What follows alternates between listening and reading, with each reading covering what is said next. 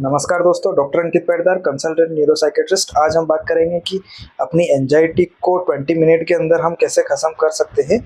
तो आप चाहते हो कि आपकी एंजाइटी विदाउट मेडिसिन के आप कंट्रोल करना चाहे तो वो भी पॉसिबिलिटी इसमें बनती है। तो इसमें क्या है कि सेशन का नाम बोल सकते हैं अपन कि बीटिंग एंजाइटी विदाउट मेडिसिन्स।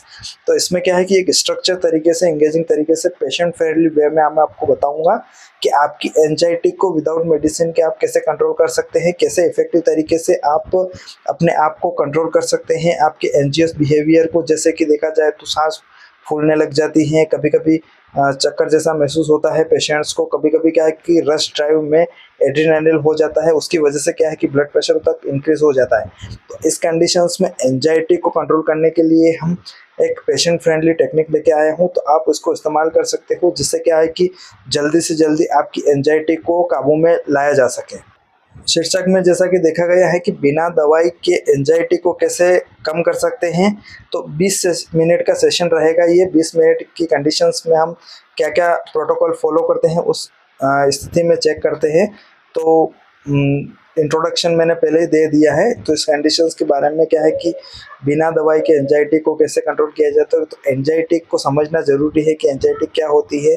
तो एंजाइटी कोई कमजोरी नहीं है, एक शरीर का अलार्म सिस्टम है जो कभी कभी ज़रूरत से ज़्यादा सक्रिय हो जाता है। तो 20 मिनट के सत्र में हम समझेंगे कि एंजाइटी क्यों होती है, 3 आसान तरीके से हम कैसे खुद को रिलैक्स कर पाएंगे, माइंडफुलनेस मेडिसिन क्या होती है, और लंबे समय तक माइंड को रिलैक्स करने के लिए क्या क्या रणनीति हम यूज़ कर सकते हैं। तो चलिए जाते हैं, गहरी सांस लेते हैं और शुरुआत करते हैं। तो सबसे पहले हम एंजाइटी को समझते हैं। तो एंजाइटी तब होती है जब हमारे दिमाग को किसी खतरे की संभावना होती है या फिर हमारा दिमाग किसी खतरे की कल्पना करता है, भले ही असल में खतरा ना हो। इस समय को हम फ्लाइट और फाइट रिस्पॉन्स बोलते हैं।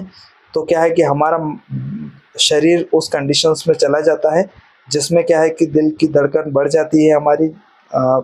देखा जाए तो दिल की धड़कन बढ़ने के बाद सांस बढ़ती है, सांस ऊपर नीचे हो जाती है, हाथ पैर ठंडे या पसीना आने लग जाता है, बेचैनी घबराहट पेशेंट को होने लग जाती है। लेकिन अच्छी खबर यह है कि यह दिमाग की टेक्निक है किसी भी रिस्पॉन्स में, फ्लाइट एंड फाइट रिस्पॉन्स है, ताकि क्या है कि हम कोई भी दुर्घटना होने से पहले वहाँ से निकल जाए। तो ये कंडीशंस होती है। बाकी नॉर्मल में जो एंजाइटी होती है वो एक बीमारी हो जाती है। तो उस कंडीशंस में अपने ब्रेन को कैसे रिलैक्स कर सकते हैं, तो उसके बारे में बात करते हैं।